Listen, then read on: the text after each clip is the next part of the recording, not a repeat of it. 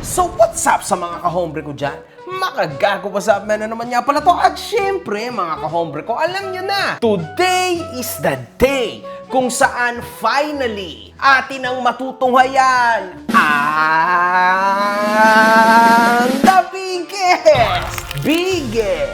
biggest fundraiser sa balat ng social media. QR code! Ang taong ginawang foundation ng kanyang sarili. The biggest poverty corn sa balat ng poverty corn world. Prince Umpad! Palakpakan sa ulo ang putang inangyahan. Gawan mo to ng essay. Marami kang matututunan dito at maraming matututunan rin ang mga tao dito.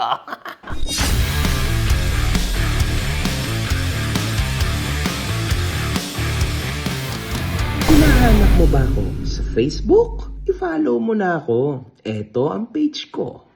Si Prince Denmark Umpad ay isang Filipino social media influencer, creative, copywriter at storyteller. Sigurado ka bang mas magaling kang storyteller sa akin? Well, tingnan natin ha. Meron itong 3,500 followers sa TikTok, 57,000 followers sa X, at 1.1 million followers sa Facebook. Nakilala ito sa paghatid niya ng mga balita, istorya at ideya na umiikot sa social media at sa tunay na buhay, mga kahombre ko. Wow! So this guy is actually a legend! A legend ng mga kumukulimbat ng patago sa inyong mga bulsa. Ang galing, mga kahombre ko. Pag di ka na-trigger, ibig sabihin, maybe mahina utak mo. Alam mo yon. Si Prince Umpad, nakilala bilang isang copywriter, ay nagagawang buuan ng isang essay ang mga nagiging kaganapan sa SOCMED.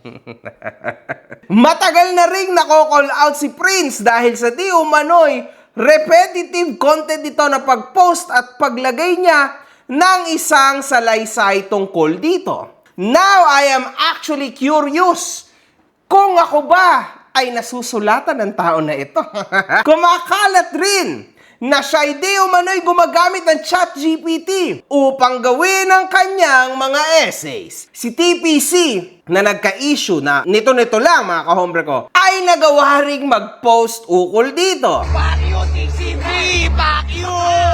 Pinagtatawanan tong post na to ni Prince Umpad. Kahit na hindi naman niya intensyon magpatawa, kilala si Prince Umpad sa mga sulat niya tungkol sa pop culture and latest happening sa mundo ng SOCMED.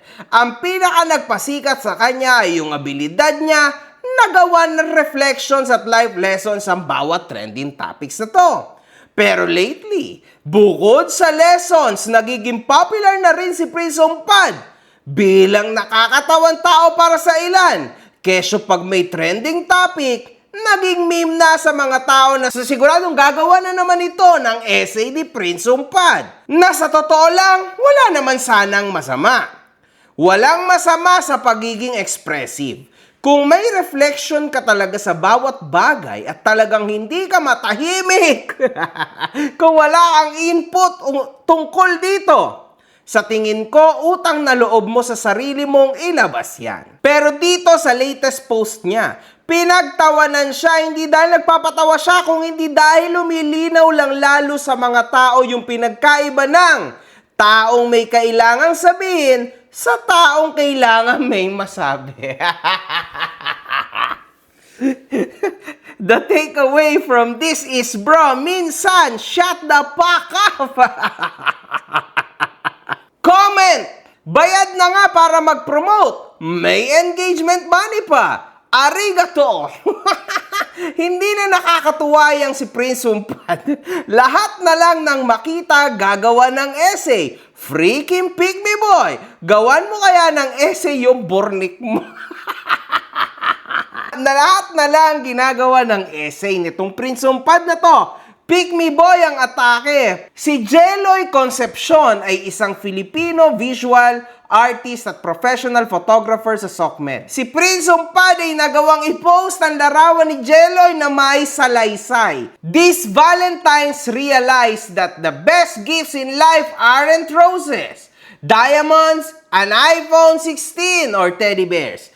It's time, attention, and the little things like handwritten letters, late night calls, and moments that don't need a special occasion. Because at the end of the day, gifts fade, flowers wither, and trends get replaced. But the memories of someone choosing you, showing up, staying, and making time will last forever. Appreciate the ones who go out their way just to be with you. So ito po yung kasamang picture sa status niya na yan, ha? Yan mismo, mga kahombre ko. Itong picture na to ng Jeloy. Dahil dito, kinall out siya nung Jeloy. Ito si kumpare, laging ginagamit mukha ko sa mga kahit imahinasyon niya. Ang problema, hindi kami magkakilala. Pare ko, mukha mo na lang, ilagay mo.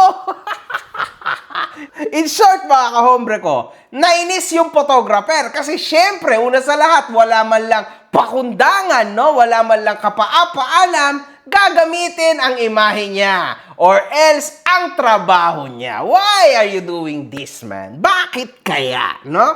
Abanti tayo. Dahil dito, nag-iwan ng komento si Prince at nirepost na lamang ito. Si Prince Umpad ay muling gumawa ng isang salaysay ukol naman sa isa sa mga pinakamalalang aviation disaster na nangyari sa history. Let me share with you the burnt toast theory. A woman missed her flight by 20 minutes. She was upset, frustrated. She thought she ruined her whole day. But later that flight crashed. She was supposed to be on it. The delay that felt like failure ended up saving her life. That's what the burnt toast theory is all about. Ano yun? Hindi ko mag-gets. Small delays like burnt toast, traffic, or forgetting something might be life quietly protecting us. Not every inconvenience is a setback. Some are detours away from something worse. This doesn't mean those who didn't make it were less deserving. Some things just happen and we'll never fully understand why. The theory is just a reminder that sometimes some redirections actually save our lives. Ang ibig sabihin ng ating kaibigan na paranoid ay meron daw isang babae na na-feel na siya ay sobrang malas ng araw na iyon. When flight niya na dapat, kaso lang, lumipad na yung kanyang flight and then mga kahombre ko, naranasan ko maging OFW at naging sobrang hirap ng sitwasyon ko. Trabaho, walang katapusan trabaho, at syempre, sakripisyo. Alam niyo yung hard-earned money nyo, wag nyo nang ibibigay pa sa mga pinagpapadalahan nyo ng pera. Kasi sa panahon ngayon, yung mga pinagpapadalahan yung ibang mga application or physical, no, ng pera, napakalalaki ng transaction fees. Oh, no. Kaya dito ka na lang sa TapTapSend. Mga kahombre ko, sobrang nakakatuwa tong app na to. Dahil bukod sa napakatinding exchange rates nito, zero fees pa pagdating sa pagpapadala mo sa bangko at mobile wallets tulad ng GCash at Maya. 95% ng mga transaction ay dumadating agad just within 5 minutes. Napakasulit talaga nito, mga kahombre ko. Now, kung gusto mo mapadali ang buhay mo tulad ng mga sinabi ko, i-download mo na ang TapTapSend. After mong i-download ito, mag-sign up ka na. Pero syempre, mga kahombre ko, huwag mong kakalimutan ang promo code ko na makagago nang magkaroon ka ng extra $20. Totoo yun, $20 sa ipapadala mo sa una mong deposit. Ano pa ang inihintay mo, kahombre ko? I-tap-tap-send mo na yan.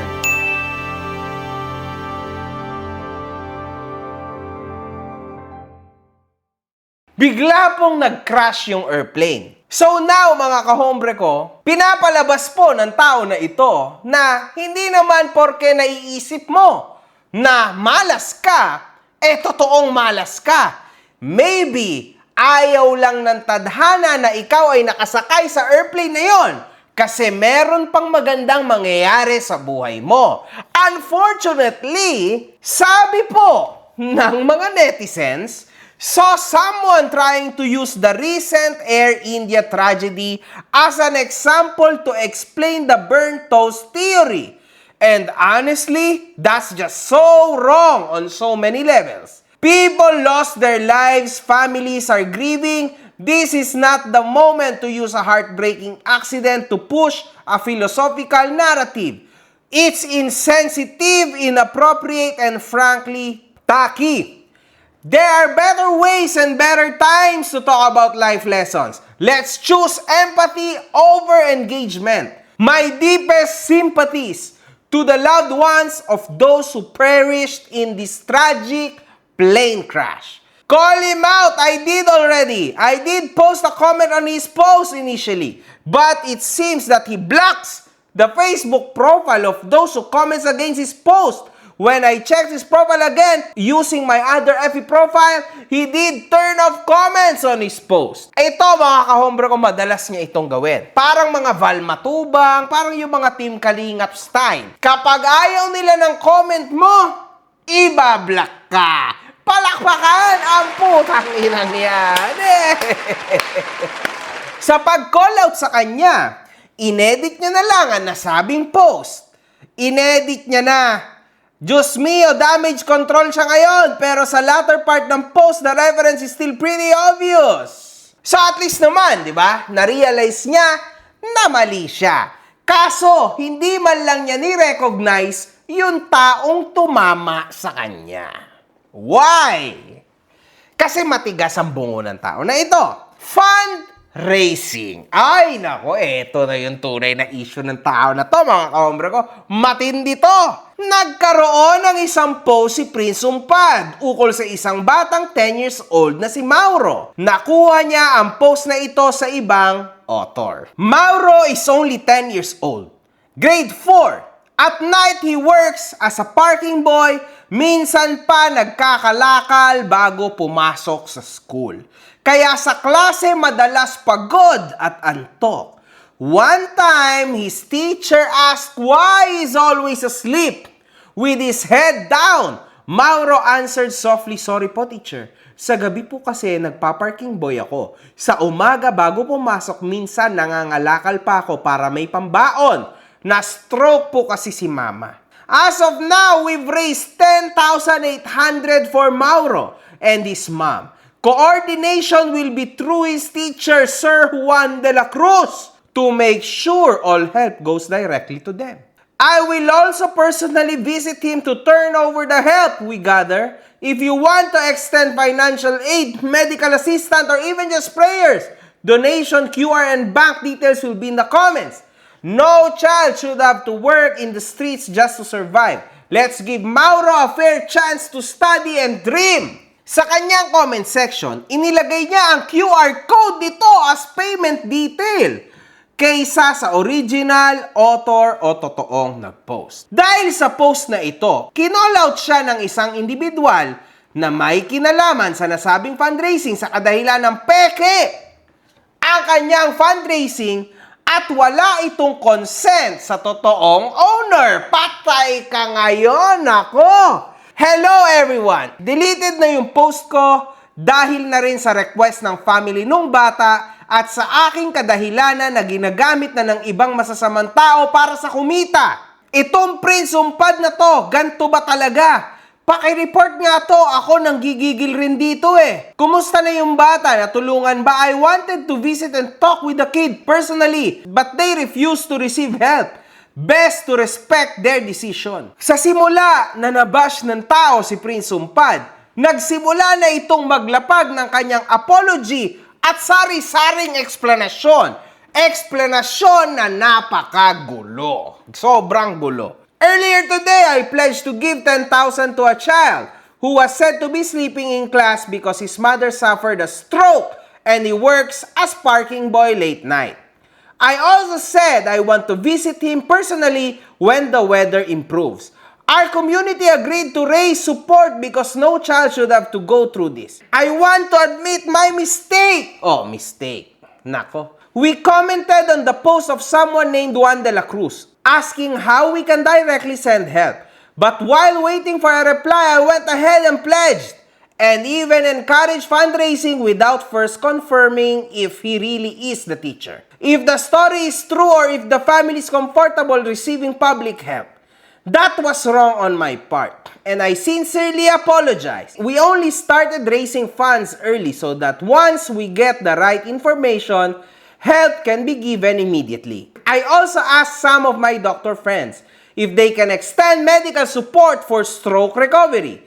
Sadly, instead of understanding, I also received hate and even death wishes. I accept the criticisms for moving too quickly, but let's not forget, this is about a child who deserves to study without carrying such burdens and a mother who deserves proper care. Moving forward, we'll make sure everything is verified, transparent, and properly coordinated with the family. And most importantly, we will always verify if the story is true before starting any donation. Ang ganda po ng mga salita ng tao na ito.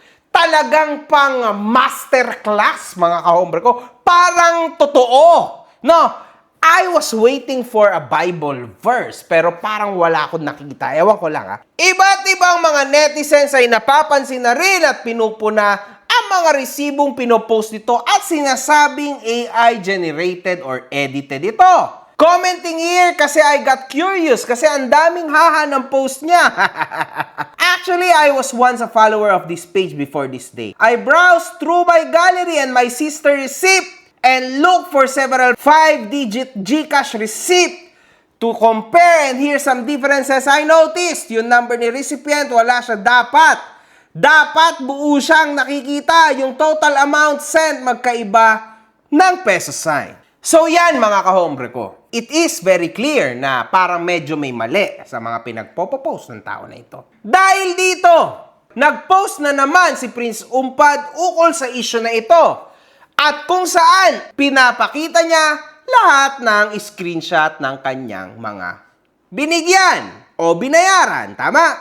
Comment! But di mo i-post yung transaction history. As much as I want to share my full bank account or transaction history, so the bullying and death threats would stop, I simply cannot. You know, doing so exposes me to serious risk like fraud, identity theft, and misuse of personal information. The most I can provide are receipt of individual transactions. Shaming or threatening me for protecting my data is unacceptable and already crossing the line. Kaya mas maganda pa rin tumulong ng tahimik at di need ng audience. Tama naman mga kahombre ko itong last na comment. Kasi at the end of the day, di hamak naman na mas maganda ang tumulong ka ng tahimik lang. At yan naman ang nakasulat sa Bible. Hayaan mo na yung mga taong tumutulong sa iyo ang makakita ng kabutihan mo at mag-spread ng Word of God tungkol sa kabutihan na inalay mo sa ibang tao. Hay nako, kailan po kaya matututo ang mga ito na sa bawat action, there will always be a reaction. Mabuti man yan o pangit, walang mabuti sa internet. Konti lang. Kaya nga imagine nyo, even ang YouTube, naggawa ng YouTube Kids. Kasi hindi rin lahat ay mabuti sa YouTube, lalo na sa mga inosenteng tao, tulad ng mga bata. Gets? Do you guys understand now why? Dahil sa mga ganitong situation. At para sa akin, mga kahombre ko, ano ba itong nangyari sa sitwasyon nitong Prince Umpad? Para sa akin, sa nakikita ko, hindi naman siya tama, hindi rin naman siya mali. Kasi at the end of the day, as of now, hindi pa naman napapatunayan na siya ay guilty. Kasi wala namang precise na screenshot or precise na situation kung saan pwede nating i-point ang finger natin at sabihin na siya ay makasalanan. Kasi hindi niya naman nilalabas ang transaction history niya. And nagbigay naman siya ng motibo kung bakit. And medyo may point siya, mga kahombre ko. Kasi alam nga namang ipakita niya sa buong Pilipinas ang transaction niya, even personally. Di ba? Ngayon naman, kung ipakita niya talaga ng totoo yung mga transaction niya, hindi rin naman kayo maniniwala kasi yung mga personal niyang ginastos, ibo-blur niya. So, iba pa rin na makakarating sa mga tao. Gets? So, at the end of the day, mga kahombre ko, may mga mali lang siya. And inadmit din naman niya. Pero may tama din siya, medyo. Pero masigit ang kamalian dahil sa kalokohan na ginawa niya na sa kanya mismong bank account dumadating ang pera. At ginamit niya pa ang pangalan ng ibang tao. Why? Sayang. Muntik ka ng tumama. Ikaw, ano sa tingin mo? Ano ba ang tama at ano mali sa'yo? Wala. Good fucking vibes. Mga putang ina nyo kayo.